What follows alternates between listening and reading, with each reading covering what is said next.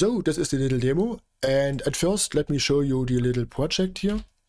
For the drums I use the P3 library from GGD. It's the old one and I still like this one, sounds great. For the low end I have gin bass here, and together they sound like this.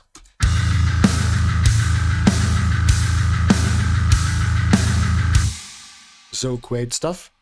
And I have 4 pairs of guitars here. So for the first pair I have the Toneforge Jeff Loomis plugin here. And in my opinion this one is really underrated. It's a great sounding plugin. So the second pair is the Neural BDH from Bogren Digital. The third pair is the Rev C, also from Bogren. And the fourth pair is the Fortin NTS suite from Neural DSP. And I have also 4 groups here for each of the pair. And I have an SSL console here, just a little dip in the mid-range around 500. And a very broad high and low cut here. And just a little bit of multiband compression to tame the palm mutes. So nothing very special. And now for the guitars, let's listen to each pair, and I switch between the 4 pairs of guitar here.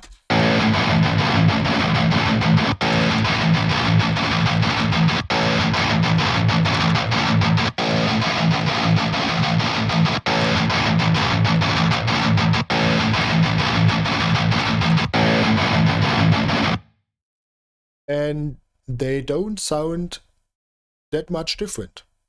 And that's interesting, and that's really important to know, because when you put the guitars in the mix, you have to reduce the low end and the high end a little bit, so you have more space for the kick drum and the bass, and you have more space for the cymbals.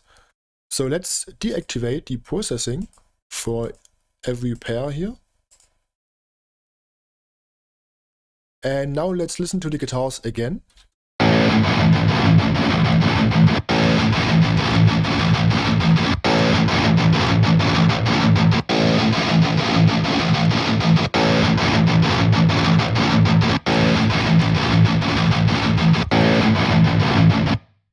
And of course now the difference is much bigger. But when we put back the processing for each pair, and that's the point, when you put back the processing and you reduce the lows and the highs, and even if you don't touch the mid-range at all, the sound becomes more and more similar. And when you touch the mid-range, let's say you want to reduce some boxy or resonant frequencies, they start to sound more and more similar, and the amp plugin itself doesn't matter that much anymore. And now that's a point for the impulse response. It's a much more important part of the sound. And so let's, for example, let's use the Fortin NTS suite here. Let's switch to this and let's solo this guitar, put it back in the center.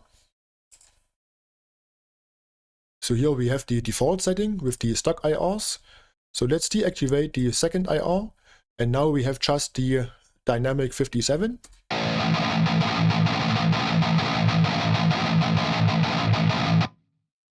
And now let's switch to the other IRs here. We have the 421, the 906, the condenser, the ribbon mics, the ribbon 121.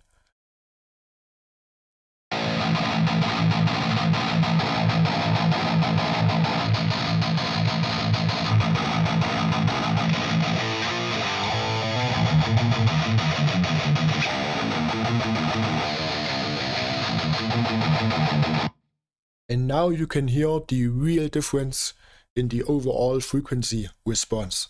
The amp itself is more about the character of the distortion, the character, the response, the character, or the tightness.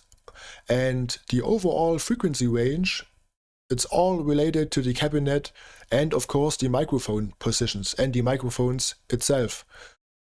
And especially when we switch from the dynamic 57 to the 421, you really can hear this spike in the high mids. That's really typical for the 421. And when we switch to the Ribbon 121, you can hear a lot more low end.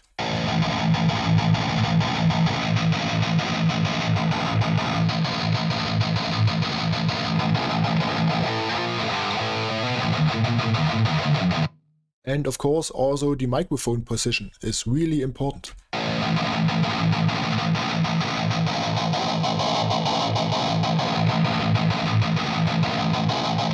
As you can hear, when I move the microphone, the overall frequency response is drastically changing.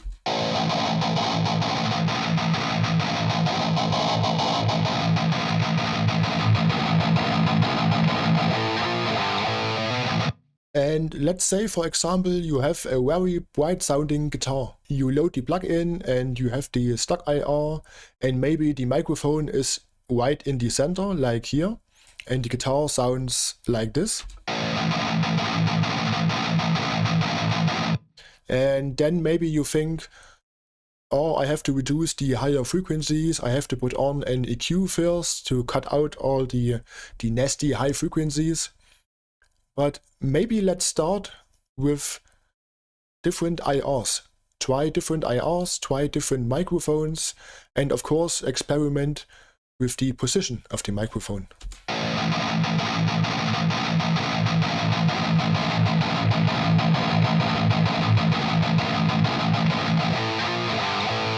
And of course you can load a second one, let's say the 121. And let's say this one more in the center and this one more here.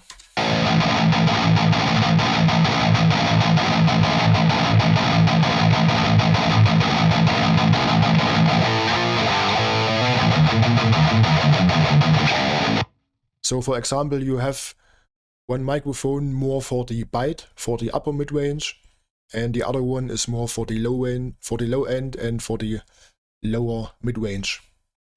So yeah, and that's the point I want to make.